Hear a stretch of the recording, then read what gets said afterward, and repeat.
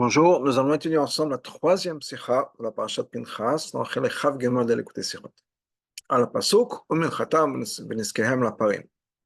Amor bekorbanot hayom, hayom hasheni shel Chag HaSukkot. Donc, sur ce pasuk-là, dans la parashat Pinchas, nous avons tous les korbanot de tous les Yamim Tovim. Toute l'année, tous les Yamim Tovim. Et donc, il y a un pasuk qui est dit pour le deuxième jour de Sukkot, Uminchatam Beniskehem la parim. Donc, il y a, juste avant, on parle des korbanot qu'on doit amener, le premier jour, ensuite le deuxième jour. Et alors que les korbanot changent, les animaux eux-mêmes changent tous les jours, on va voir de quoi il s'agit. Mais le korban mincha et les nesachim, qui sont pour les parim, c'est-à-dire les offrandes de farine et le vin qu'on va amener pour les bœufs, ça va être la même chose. Donc, on parle de ça. Donc, Pirish Rashi nous dit la chose suivante. Sur ces mots-là, minchatam niskem la parim. Paré achag shivim, les bœufs de Sukkot sont en tout 70. Keneget Shivim Umot, qui correspond aux 70 nations, Shemit Maatim Volchim, qui vont en diminuant. Siman Kliya Lahem, et ce chiffre-là est un signe qui vont être finis, c'est-à-dire qu'ils vont diminuer, puis à un moment disparaître. Mais à Migdash, à l'époque du Beth Amikdash, ça les protégeait des souffrances. C'est-à-dire, les korbanot de Sukkot, chaque jour, les parim, les bœufs, chaque jour, il y en a de moins en moins. Donc, il va donner les chiffres, on va rentrer dans tout ça. Ça va en diminuant. Donc, ce que Rachid nous dit, c'est que la raison pour laquelle ça va en diminuant, c'est que en tout, il y en a 70. Le total de tout, si on additionne tous les chiffres de tous les bœufs de toute la semaine de Sukkot, en tout, on arrivera à 70 bœufs. Et la raison pour laquelle ça va en diminuant, c'est que c'est un siman que les nations du monde vont diminuer et disparaître, si on peut dire. Revenir, je réfère à la paracha ou à la sikha plutôt de la semaine dernière, dans la paracha de Balak, où il y a un Rashi, le Rabbi parle de cette idée-là, du statut des non-juifs à l'époque de Mashiach, mais ça c'est notre Nekuda. Donc, ça c'est le Rashi. Pashtot Mashukshal Rashi. Pashtot, c'est quoi le problème de Rashi? Comment c'est possible que les korbanot de Sukkot, les paré achag, vont en diminuant? En général, Malin Bakodesh, on fait toujours mieux. Comment c'est possible qu'on a ici des korbanot qui vont de moins en moins? Et à ZTS, c'est donc ce que Rashi nous explique, nous répond, que les paré achag, les bœufs qu'on offre pendant Sukkot, correspondent aux 70 nations qui vont en diminuer. Fils et mouvant, maintenant on comprend pas, c'est ça le problème. On comprend aussi pourquoi est-ce que Rashi a mis son explication sur le deuxième jour de Sukkot. Pas tout de suite le premier jour. Pourquoi? Parce que le problème, encore une fois, d'après cette approche, le problème qu'on a dans le pasuk, qui nous oblige à dire que les bœufs correspondent aux 70 nations, cette question-là, on a uniquement le deuxième jour. Parce que le deuxième jour, on voit qu'il y en a moins. Le premier jour, on voit un certain chiffre, ok, il n'y a pas de problème. La question devient, comment c'est possible qu'on ait quelque chose qui diminue? Dans la Torah, jamais on diminue, pas dans les korbanot, etc. Donc, c'est ça le problème de Rashi. Comment c'est possible qu'on ait des korbanot qui diminuent? Et Rashi vient nous répondre que c'est un siman pour les non-juifs. Et là, chez Tamour, mais c'est très étonnant. Parce que ce concept-là de diminuer, on le voit tout de suite dans le premier passage qui parle des korbanot du deuxième jour. Que le passage juste avant, que le deuxième jour, on a 12 bœufs. Au lieu d'avoir le premier jour, on en avait 13, arrive le deuxième jour, on en a 12. Un bœuf moins que le premier jour. Okay, dans ce cas-là, pourquoi est-ce que Rashi attend le deuxième pasuk qui ne nous parle pas du chiffre de bœuf, mais qui nous parle des korbanot, des choses qui venaient avec les korbanot, les offrandes de farine et les libations carrément. Et la question, en fait, elle est encore plus forte que ça. Mais c'est par rapport dans ce pasuk-là sur lequel Rashi se pose, on n'a aucun chiffre de parim. Les parim sont mentionnés dans le pasuk avant. Donc on a des 3 mots dans le pasuk. Et Rashi nous dit, le chiffre des parim. On ne parle pas des parim, mais c'est dans ce pasuk-là. On parle des milcha et des Nesachim. Donc ça, c'est, si on dit que c'est ça la raison, le fait que ça diminue, on a un problème. Bête. Gam et Pirosh shel Rashi Tamo. Maintenant, à part le fait où Rashi se pose, mais les mots de Rashi, on a un problème. Il y a une contradiction dans le Rashi.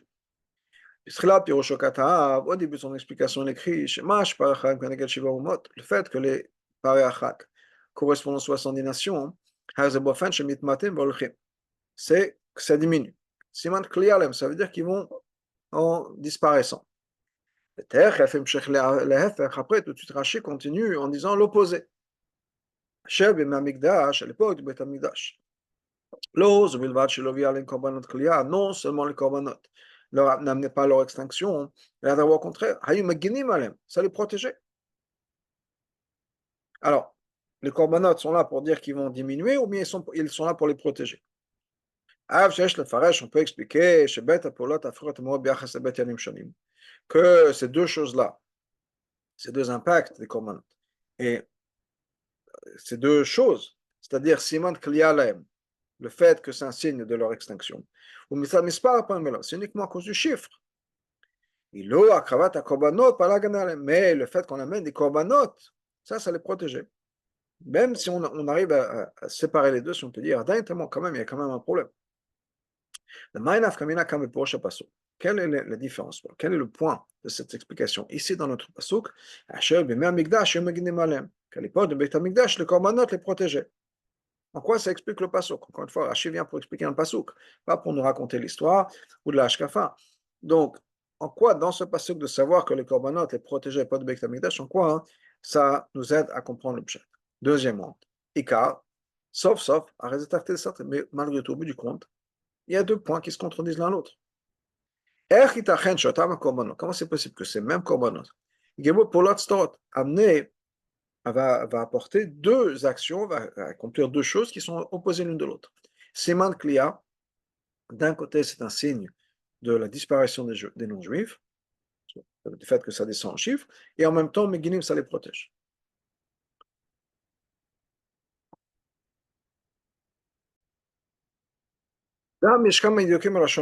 Après, il y a d'autres points de détail dans les mots de Rashi.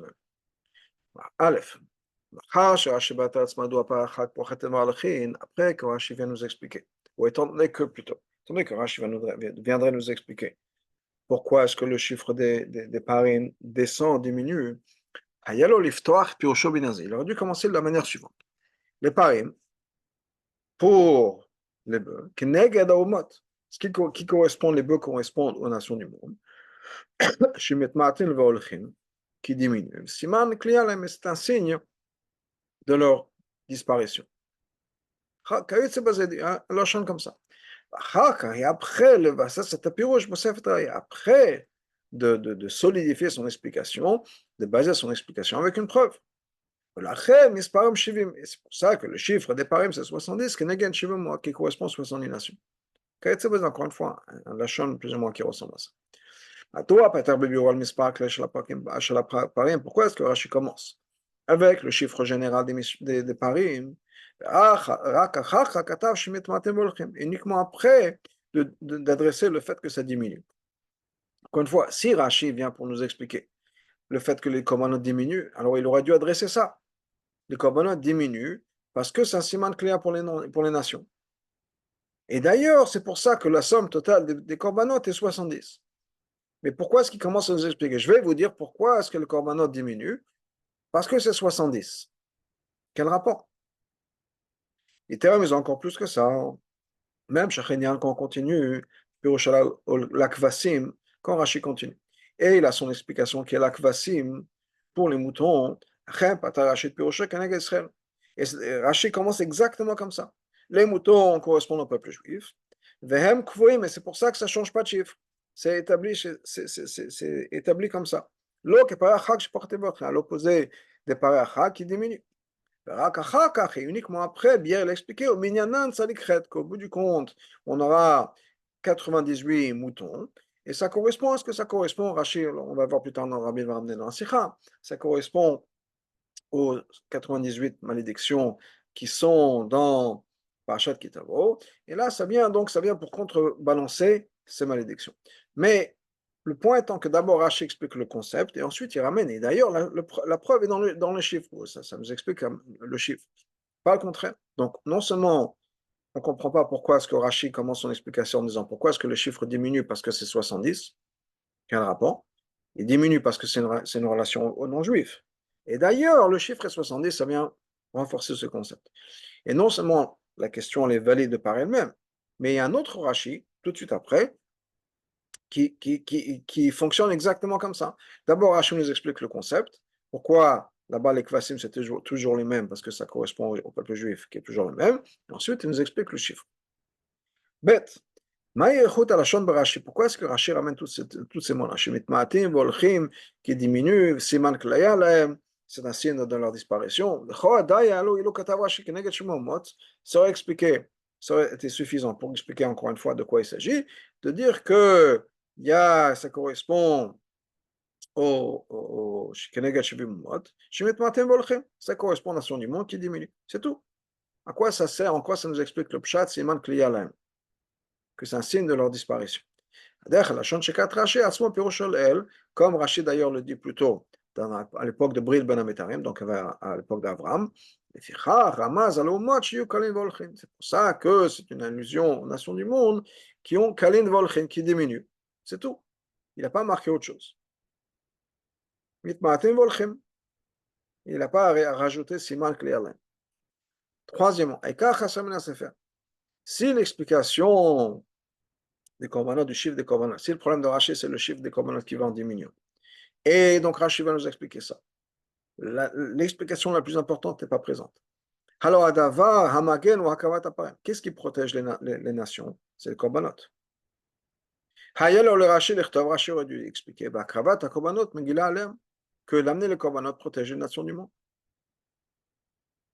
Et il ne dit pas ça. Il dit, c'est dans la question d'Alet, à l'époque du Beth Amikdash, il y avait ça aussi. Mais tout le point de ça, que les corbanotes protègent les nations, n'est pas mentionné.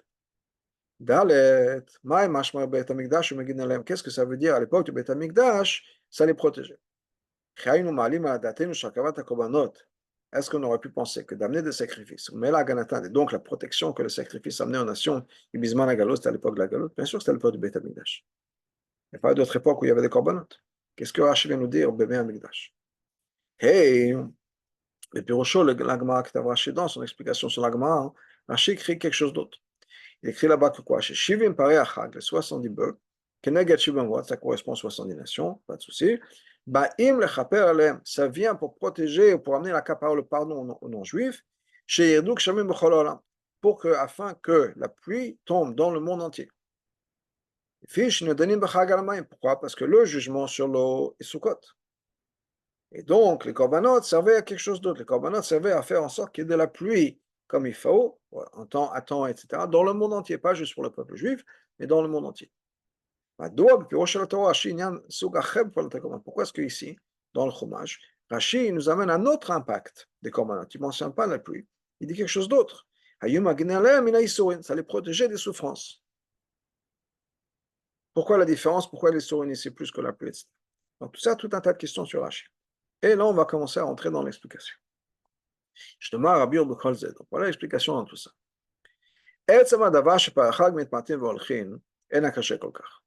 Le fait que les animaux diminuent, les parachag vont diminuant, ce n'est pas vraiment un problème quand on apprend le pshat. Pourquoi? Même un enfant le sait. Dans tous les chiffres des corbanotes, il y a des allusions particulières.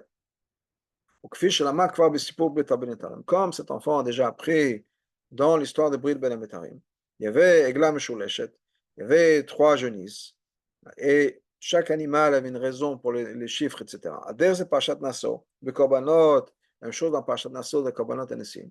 Shapir et Mazim Nikva Mispar, Shapata Korbanot, que basé sur tout un tas de Ramazim, il y a un chiffre particulier de Korbanot. Donc ça, c'est un concept qu'on sait, il y a des raisons pour les chiffres des Korbanot.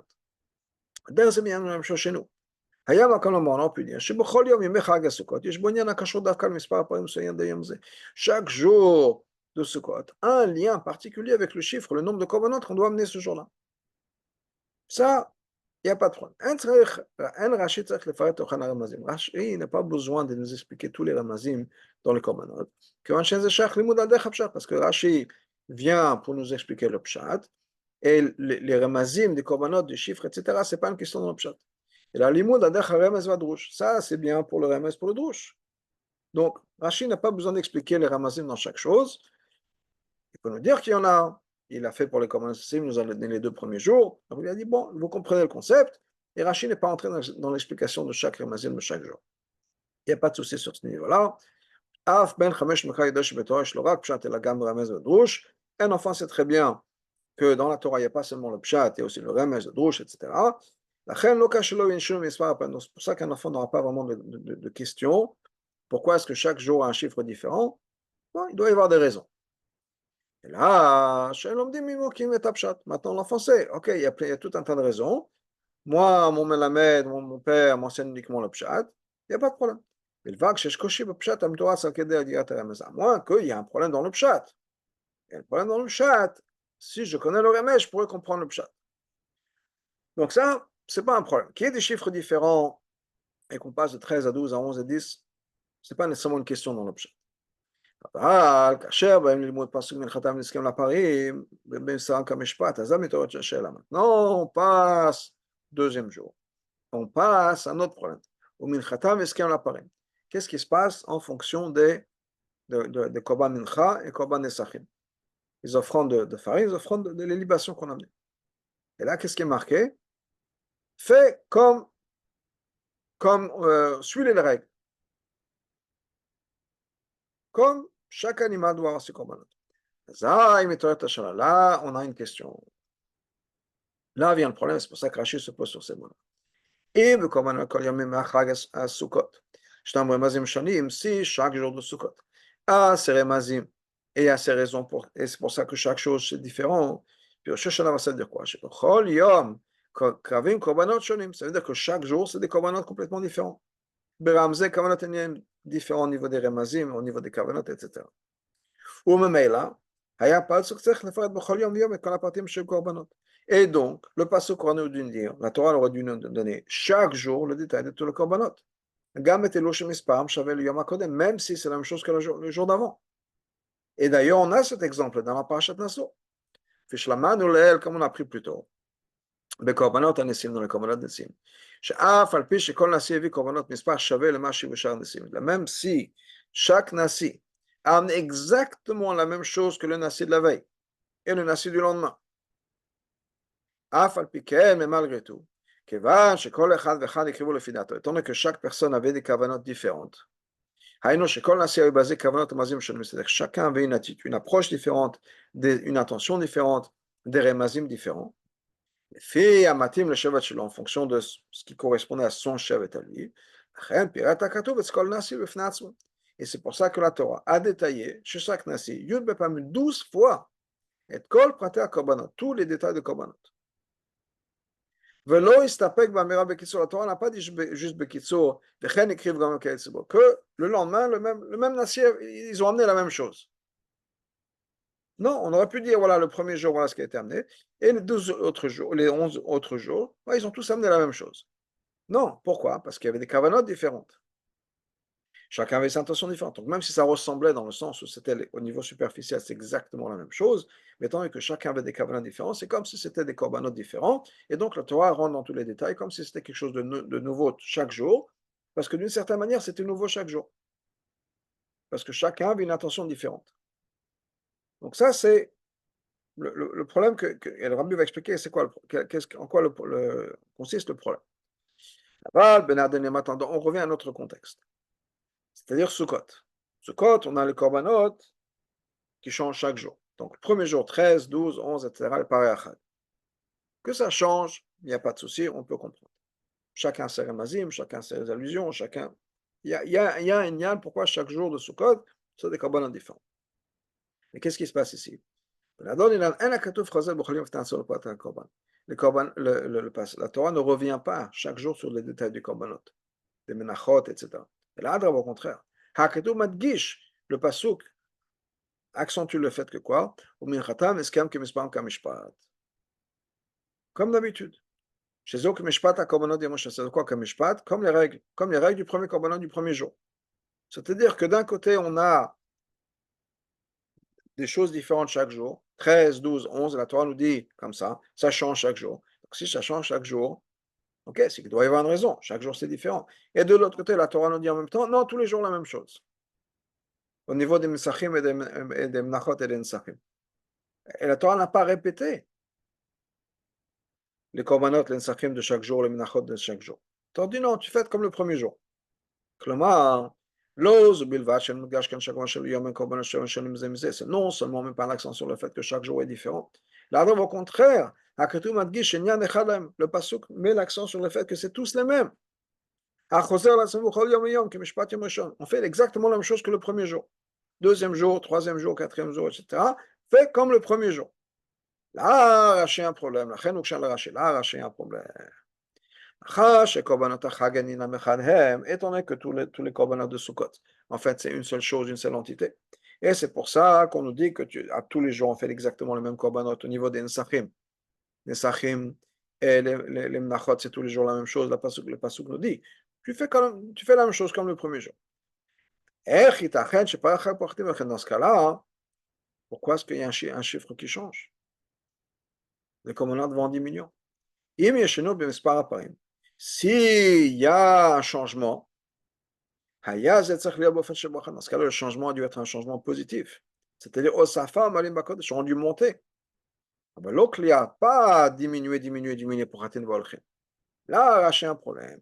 Si tu me dis que tous les korbanot sont la même chose, donc ça veut dire que chaque jour n'est pas différent de l'autre. Tous les jours sont plus ou moins la même chose. C'est-à-dire que tout ce code, c'est une seule entité. Pour une raison ou une autre, les korbanot changent. Mais dans ce cas-là, pourquoi est-ce qu'on va diminuer? Et tu as raison, encore plus que ça, reste d'avoir eu faux. C'est deux choses qui sont opposées l'une à l'autre. Mais c'est le fait que chaque jour, on diminue.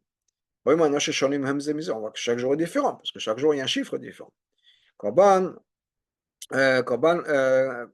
Kevin Mazav, chaque korban a ses différents mazim, etc. Donc, d'un côté, chaque jour est différent. Et tout de suite après, Madgish Akatou, le pasuk met l'accent sur le fait que les korban, non, c'est tous la même chose. Mishpat Echad. Là, le problème de Rashi, il y a deux choses qui se contredisent l'une l'autre. Là,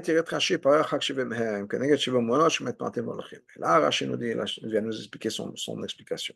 Ça veut dire quoi? Effectivement, tous les korbanot de ce corps ne sont une seule entité. Donc, c'est pas comme le korbanot des Nessim où chaque jour c'est différent, donc on a besoin de répéter chaque jour quelque chose de différent. Non, c'est un seul truc. On pourrait dire, en théorie, surtout à part bien sûr les pareils, mais on va voir. Non, tu fais tout comme le premier jour. Chez Benogal, le pareil Achag, mais quand il arrive le pareil Achag, Remez Lumot, qui est une allusion aux nations du monde, ben, il y a les débitaux, mais c'est pas un collage de Kolim Achag. Là, c'est venu nous expliquer dans le chiffre la somme totale des pareil Achag. Pareil Achag, Shivim Hem, Keneged Shivim Amot. Effectivement, tout ce code, c'est une seule entité. Et c'est pour ça que tout ce code en entier, on a 70 parim. Et ça correspond à 70 nations. Les parim de tous les 7 jours de ce code, la somme globale font une seule entité. Donc effectivement, Mishpat Echad. Shivim Umot. Et ça, c'est la raison pour laquelle on va en diminuant. Shivim Umot, c'est une allusion aux Shivim Umot qui vont se diminuer. Maintenant, il y a quand même une question aux yeux d'un enfant de 5 ans. On a appris dans plusieurs endroits dans le Chumash. D'autres korbanot, sur des korbanot de tout un tas de différentes sortes de korbanot. À chaque fois, les korbanot ont un impact positif. Slicha, kapara, le pardon, c'est une honneur qui est agréable pour Hachem, etc. Comment c'est possible? Que l'accomplissement de ces parachag soit quelque chose qui amène à l'extinction ou diminuer la présence des non-juifs. C'est pour ça que Rashi va nous rajouter un autre point. Siman Kli Alain. c'est pas que ça amène à quelque chose de négatif, c'est un siman. Le fait que les chiffres diminuent, c'est pour quand on vous dire attention, vous allez voir ce qui va se passer. Mais ce n'est pas à cause des corbanotes. Mais Amikdash, même. Au contraire, les corbanotes protègent. À l'époque de Beth Amikdash, quand il y avait des corbanotes, les corbanotes amènent la protection. Le fait que les parachag correspondent aux 70 nations qui vont en diminuant. Et un piro chez eux pour l'attaque corban, ce n'est pas que le corban accomplit ça. C'est aussi man klialem. Les nations du monde vont arriver en diminuant, elles vont disparaître, si on peut dire, certainement dans leur identité telle qu'elles sont, à faire du mal au peuple juif, etc. C'est quelque chose qui va arriver, ce n'est pas lié au korbanot. C'est un siman qui va arriver. Ce siman va chez korbanot, que les korbanot correspondent aux nations du monde. Et les nations du monde, on sait que le moment venu, elles vont arrêter d'être ce qu'elles sont. Sauf Yukalim, au bout du compte, ça va disparaître. Mais à l'époque de Beth Amikdash où il y avait le korbanot, au contraire, le korbanot protégeait les nations du monde. Pour la korbanot, l'action des korbanot, à l'époque de Beth Amikdash, quand il y avait les korbanot, il est c'est l'opposé. Peoula Shalagana, ça protégeait les nations du monde.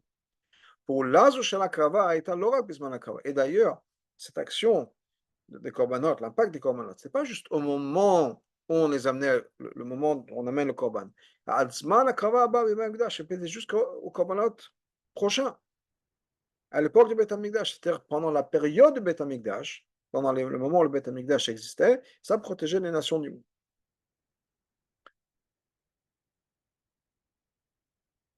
La raison pour laquelle Rashi nous dit, met l'accent sur le fait à l'époque du Beth Amikdash, pendant le jour du Beth Amikdash. Parce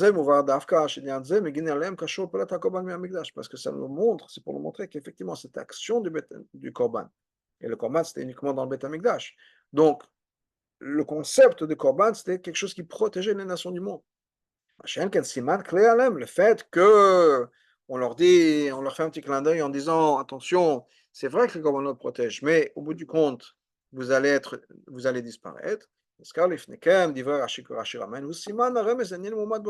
c'est quelque chose qui va se passer aux nations du monde. Rien à voir avec le Beth Amikdash, rien à voir avec les corbanotes.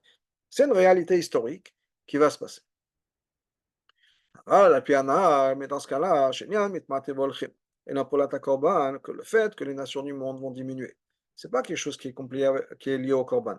On mentionne derrière que voilà ce qui va se passer. Ça veut dire que maintenant, dans la même phrase, si on peut dire dans le même concept, on a deux choses opposées. On a d'un côté Aleph, Mispar Makolel, Shivim. On a d'un côté le fait que les korbanot, il y en avait 70 de parim qui correspondent aux nations du monde. Et deuxièmement, Akrava, le fait que les korbanot étaient amenés de telle manière où ça va en nombre descendant. Et non, ça n'a rien à voir l'un avec l'autre. Dans ce cas-là, Rashi aurait dû séparer ça en deux choses. Aïn keneged aïnomot. Les 70, pourquoi il y avait 70 korbanot, en tout 70 parim, ça correspond aux 70 nations du monde. Et ça nous répond au pshat, que tous les korbanot, c'est un seul nekuda. Et c'est pour ça que on peut se permettre, le pasuk peut se permettre de dire, en ce qui concerne le nesachim, le mnachot, kamishpat, on répète la même chose tous les jours, comme on l'a fait le premier jour, on n'a pas besoin de rentrer dans les détails, ça, etc. À part ça, il y a un autre point. Pourquoi est-ce que les korbanot sont dans un chiffre tellement bizarre? Au lieu d'amener, on a 7 jours de Sukkot, on a pu amener 10 par jour, ou bien faire monter, etc. Chaque jour on monte jusqu'à qu'on arrive 12 et 13. Pourquoi est-ce que ça va en descendant? C'est un autre Inyan. Inyan d'Iboua Matril Nosaf. Après, il y a un autre Nekuda, un autre d'Iboua Matril peut-être. Pour Khatin Volchin, c'est mal clair. Le fait que les korbanot sont en vent diminuant, c'est pour nous dire que, effectivement, l'histoire du monde est telle que on en donne ce siman, que vous dites c'est le siman des nations qui vont en diminuant. Donc ça, c'est un problème. Deuxièmement, un autre point qui n'est pas encore, qui n'est pas à 100%, pourquoi est-ce que cette idée-là, c'est-à-dire le lien entre les korbanot, et les nations, on a besoin de deux simanim. C'est quoi les deux simanim? 70 et 70 qui vont en diminuer. Donc on est obligé de dire que même si cette idée de mitmatim volchim, le fait que les chiffres vont en descendant, c'est juste un siman klaim, c'est pas lié au korbanot. C'est juste, on fait un clin d'œil, si on peut dire historique, voilà ce qui va se passer. Alors, mais malgré tout, on regarde le Poulat HaKorban, malgré tout, c'est lié au Korban. Sinon, pourquoi le mentionner ici? Sinon, pourquoi est-ce qu'on en parle? Donc, clairement, il y a quand même un lien avec les Korbanot. C'est pour ça que Rashi nous dit effectivement, les Korbanot protégeaient les nations du monde des souffrances. Là, Stam le Chaper Alem, pas juste pour amener la Kapara, pour avoir des brachot et la pluie attend, etc. Hagufa et Poulat HaKorban. Effectivement, voilà ce que le Korban faisait. Malgré le fait que Hachem a créé le monde de manière à ce que les nations du monde vont effectivement diminuer. Malgré tout, à l'époque du Beth Amikdash, quand le peuple juif amenait des korbanot, et c'était Dafka Ayin Keneged Ayin Omot, Dafka 70 korbanot, 70 parachag, qui correspond aux 70 nations. Effectivement, ces 70 bœufs protégeaient les nations du monde des souffrances. Effectivement, les parim, les korbanot, faisaient en sorte que ça protégeait les nations du monde de ce futur qui allait arriver. Non seulement pas mitmatim, même pas mitmatim juste avec des souffrances.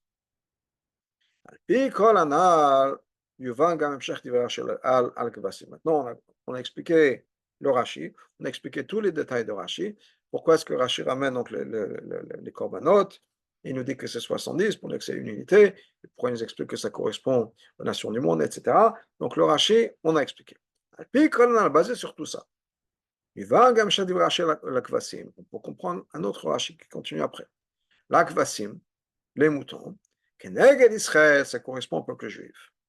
Chez Nekro, on appelle le peuple juif Sepzora, une brebis égarée. Vehem kvuim ou minyanam, vehem kvuim, et ça ne change pas. Chaque jour, c'était la même chose. Pas de moins en moins, de plus en plus, toujours la même chose. Minyanam tzadikhet, en tout, il y en avait 98. Et chalot même tzadikhet klalosh mishatora, pour éliminer les 98 malédictions qu'on trouve dans Mishatora, dans Rachet Ketavot, dans Chumash Mishatora, c'est une référence à Chumash Dvarim. Apparemment, on ne comprend pas.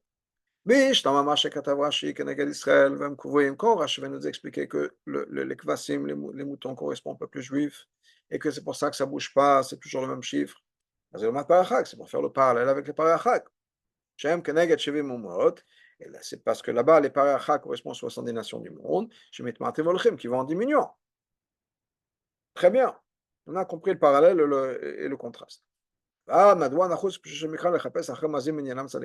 dans Pshoto Shemikra, on a besoin d'expliquer le chiffre de 98? On a expliqué déjà avant. Des korbanot, on a raison, etc. Il n'y a pas besoin de rentrer dans les détails. Rachid n'a pas besoin de rentrer dans les détails des chiffres de chaque chose, etc. Le chiffre des bœufs d'Aver, ça vient correspondre, ça vient nous expliquer que ça correspond à 70 nations. Et c'est pour ça que ça va en diminuant. Mais en quoi est-ce que cette idée de Remez de 98, ça nous rajoute quelque chose? Quand on dit que les Kvasim correspondent au peuple juif. On a déjà ramené un pasouk. Le peuple juif et ce psora, on est comparé à une brebis, et c'est tout. Pas besoin de rentrer dans les détails. La biobasée, l'explication est la suivante. Étant donné qu'on a expliqué et qu'on a établi le fait que les 70 korbanot, 70 parim, de tout ce code, c'est une seule unité. Donc on comprend logiquement, on doit dire que quoi? Que même les korbanot de Sukkot, qui correspondent au peuple juif, dans ce cas-là, c'est aussi un seul bloc. Étant donné que c'est amené tout de suite après les parachag, donc logiquement on dit que quoi? Que l'accomplissement des deux korbanot est plus ou moins se ressemble.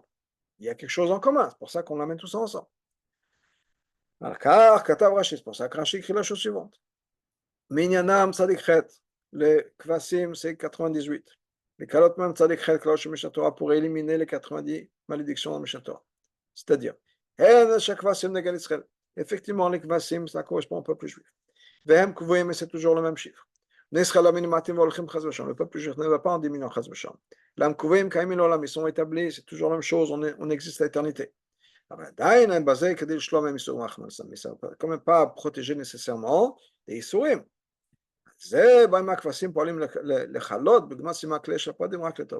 Et donc, on a effectivement, étant donné que les corbanotes, on a vu les corbanotes de Sukkot sont là pour éliminer les souffrances, on a la même chose, on retrouve la même chose chez les corbanotes du peuple juif.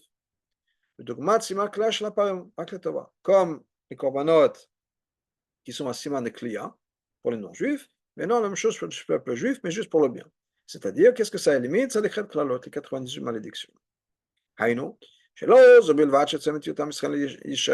non seulement l'existence du peuple juif va être consistante et on sera toujours entier, mais non seulement ça, mais on va être sans souffrance, dans le calme, dans la tranquillité. Là, on a quand même besoin de comprendre. Pasuk Nema la parim, la elim, la kvasim. Dans le pasuk, on a trois animaux qui sont mentionnés. Les parim, les bœufs, les elim, les béliers, la kvasim et les moutons. Madoua nakat Rashi asher la kvasim keneg Israël. Pourquoi est-ce que Rashi dit que les kvasim, les moutons, c'est pour le peuple juif? V'lo les elim, amour lefnem pasuk. Pourquoi pas les elim qui sont mentionnés avant? On ne peut pas répondre. Oui, parce que le peuple juif, effectivement, Rashi ramène un pasuk. Nous, on est comparé à des brebis, à des moutons. On n'est pas comparé à des béliers. Adawa, au contraire. Rashi nous a déjà expliqué que les nations du monde sont comparées à des béliers. On a un pasuk qui nous dit plutôt un bœuf et un il. Amour Mishmi Atzeret, ça c'est le korbanot de Shmi Atzeret. Pirush Rashi, Rashi nous dit quoi? Elu Kenegal Israël. Ça correspond au peuple juif. C'est-à-dire que même un bœuf et même un aïl, c'est possible que ça corresponde au peuple juif. Quand c'est le chiffre qui correspond à un, on a un seul peuple, etc. Rashi aurait pu trouver un remez sur le chiffre total des ilim, c'est-à-dire Yudal et 14, à Shachem d'Israël. Donc pourquoi est-ce que Rashi saute et il passe de Parim à Kvasim? Il dit voilà, il y a les nations du monde, il y a les Kvasim, il y a le peuple juif, et à il ne dit pas, les Elim, il ne dit pas que ça correspond au peuple juif. Alors, premièrement, on trouve qu'effectivement, les béliers, même s'il y a un passage qui parle de la brebis, qui est comparé au peuple juif, mais dans Shminat Atzeret, c'est-à-dire dans l'Emshech de Sukkot, on voit que le Haïl peut correspondre au peuple juif. Et au niveau du Remez, effectivement, il y en a 14, mais on aura pu trouver quelque chose sur le chiffre 14, il n'y a pas de problème. Donc, pourquoi est-ce qu'il n'a pas fait ça? Il saute les Haïl. Afilo, même si on va dire, qu'effectivement, on ne peut pas trouver un Remez. Il n'y a pas, en tout cas, derrière Hapshat. Il n'y a rien dans le peuple juif qui correspond au chiffre 14. Donc, on est obligé de dire que ce n'est pas les Haïl qui représente le peuple juif, c'est les Kvasim. On a quand même le problème dans le Pasuk. Pourquoi est-ce que on a les Elim au milieu, entre eux qui va séparer, si on peut dire, entre les Parim qui représentent les nations du monde et les Kvasim qui représentent le peuple juif? Donc pourquoi est-ce qu'on a cette séparation-là qui a été mise en place? Donc on va comprendre ça en introduisant le concept suivant. Le fil Pirush Rashi, après Rashi, Haparim et Neged Omot. On a dit que quoi? Que les Parim représentent les nations du monde. Et pourquoi on a dit ça?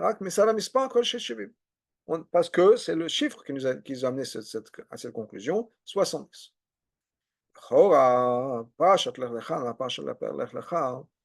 Rashi nous dit que quoi? Que les nations du monde ont été comparées à des bœufs. Pourquoi? Parce qu'il y a un passage qui nous dit qu'il y a beaucoup de bœufs qui m'ont entouré. Le peuple juif a été entouré, si on peut dire, parim. Donc on a un pasuk. Pourquoi est-ce que Rashi n'a pas ramené ce pasuk? Et que ça base c'est le chiffre, 70. Encore plus étonnant. Quand il s'agit des kvasim, Rashi nous ramène une raison. Que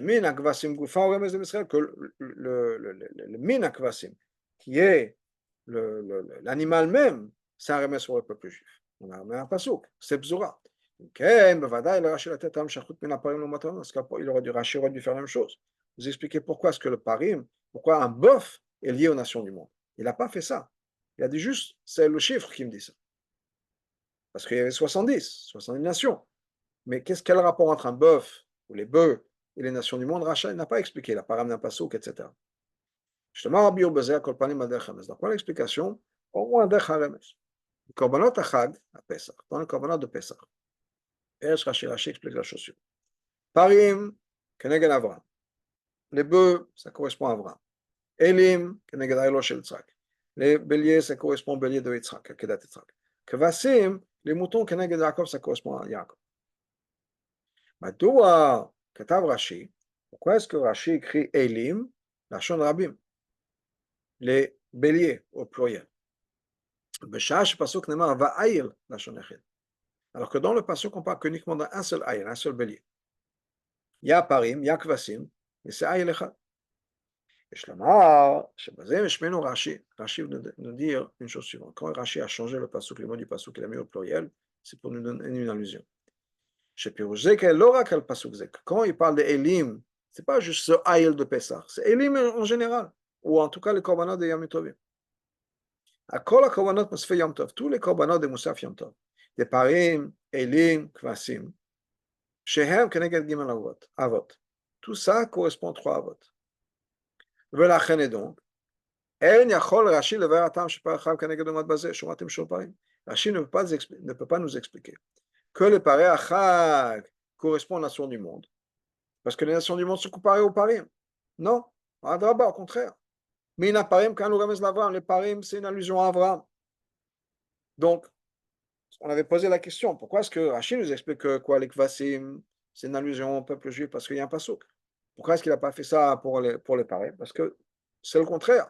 Parim, normalement, dans le korbanot de Yamim Tovim, parim, c'est Abraham. D'où est-ce que, quel rapport il y a entre les goïm et les parim? C'est uniquement le chiffre. Il y en avait 70, ça correspond aux nations. Il n'y a pas de contradiction dans le fait que les parim soient un remez en même temps Abraham et en même temps nation du monde. Charé à Avram Neymar, parce qu'on nous dit de Avram que quoi? Av Hamon Goim Netaticha. Tu es le père d'une multitude de nations. Donc qu'est-ce qui se passe Sukkot? On amène les parim pour les nations du monde. Avram, qui sont les descendants qui ont été donnés à Avram. Avram est le père de ces nations. Et c'est pour ça qu'on a parim, ça correspond à la fois à Avram et si on peut dire à ses descendants, qui sont les nations du monde. La même chose en ce qui concerne les kvasim. Le fait que ça appartient au peuple juif, ça correspond au peuple juif, ça va en même temps dans la même direction que le fait que ça correspond à Yaakov. Yaakov était le seul des Avot où son lit, si on peut dire, toute sa descendance a été parfaite. Mais maintenant, il a eu de lui que le peuple juif. Alors que Yitzhak avait Esav. Et Abraham, on a déjà eu Avamon Goyim, une multitude de nations. Maintenant on peut comprendre. Non seulement pourquoi est-ce que le pasuk met les Elim au milieu, on avait dit pourquoi est-ce qu'on a les parim, les kvasim au milieu entre les deux Elim, ça correspond à Yitzhak. Les parim c'est Avram, les Elim c'est Yitzhak et les kvasim c'est Yaakov. Et ça nous ramène un autre point, Gam Tam Shinui, le changement. Chez Dafka, le korbanot achag ou Elim Shnaim, Dafka pour les korbanot de Chag, on avait 2 Elim. לא כשאר ימים טובים שבהם מביא רק אחד, pas comme les autres ימים טובים où il y a Aïl אחד. Pourquoi? אחר שהפרים והכבשים אינם כנגד אברהם ויעקב כשלעצמם. Étant donné que les parim et les kvasim ne sont pas juste par rapport aux avot de par eux-mêmes, c'est-à-dire juste Avram lui-même, Yitzhak lui-même, Yaakov lui-même. Et là, mais par rapport à ceux dont ils sont les pères, c'est-à-dire Shivim Umot ou Bnei Israël, les 70 nations pour Avram et Bnei Israël pour Yaakov. Donc on comprend, c'est la même chose par rapport au Elim, qui correspond à Yitzhak. C'est pour ça qu'il y avait 2 Elim, qui correspondent aux 2 enfants d'Yitzhak, Yaakov et Esav. C'est ça, c'est l'ordre des korbanot qu'on a maintenant. Premièrement, on a les 70 parim qui correspondent aux 70 nations. Abraham. À la fin, on a quoi? Les kvasim qui correspondent au peuple juif. Amemutse, quel est l'intermédiaire entre les deux? Aïl Shnaim, Keneged Esav Amot, Yaakov Israël. C'est pour ça que Rashi n'a pas besoin de chercher une raison dans le chiffre des Haïlim. Et les Haïlim ne sont pas un concept de parole, ce n'est pas que le bélier lui-même correspond à quelque chose. L'idée des Haïlim ici, c'est juste de faire l'intermédiaire, de faire le pont entre les parim qui sont les nations du monde, Abraham, et les Kvasim, le peuple juif. Et donc les Haïlim sont juste intermédiaires, si on peut dire le passage. יש להוסיף, on peut rajouter, que les Elim, ça correspond au Aïl shel Yitzhak. Encore une fois, le passage de Pesach, Rashi nous explique ça, que les Elim au pluriel correspond au Aïl de Yitzhak. Pourquoi le pluriel correspond à un? Quel rapport entre les Elim qui sont deux, et pourquoi deux Yaakov et Esav? Alors c'est quoi Rashi le parallèle? Aïlo shel Yitzhak, le bélier de Yitzhak. On voit l'explication d'Ech HaRemez. Qu'est-ce qui est marqué sur le Aïl de Yitzhak, sur le bélier de Yitzhak? C'est marqué dans le Péché de Rabbi Eliezer. Ce bélier avait deux cornes, bien sûr. La corne de gauche, on a entendu, on a fait un chauffard avec. Et c'était la voix, le chauffard qu'on a eu au Sinaï. Et la corne de droite, Hashem va sonner ça à l'époque de Mashiach. C'est quoi la différence entre les deux choses là-bas? Matan Torah Sinaï Latil Lavo. Quelle différence entre Matan Torah et Latil Lavo? Matan Torah Shel Chebne Israël Dafka. Matan Torah c'est Dafka pour le peuple juif. Torah Morasha Kelat Yaakov. La Torah c'est quoi? Morasha Kelat Yaakov. C'est l'héritage de Yaakov. Comme je sais que la Torah Chayimita. Un non-juif n'a pas le droit d'étudier la Torah. Par contre, à l'opposé de ça, les révélations de l'époque de Mashiach vont être aussi pour les non-juifs. Qu'est-ce qu'on dit que quoi? Que le plus jeune, le plus âgé va servir le plus jeune. C'est-à-dire que quoi? Esav, qui est le plus âgé, va être au service de Yaakov. Et des étrangers, c'est-à-dire des non-juifs, vont être là, vont travailler pour vous. Ce sont eux qui vont être bergers de vos troupeaux. Et Terra encore plus que ça. Comment chez les quand c'est marqué que les nations du monde vont changer leur manière de parler, ils vont tous parler du service d'Hachem, d'Hachem. Ça, c'est-à-dire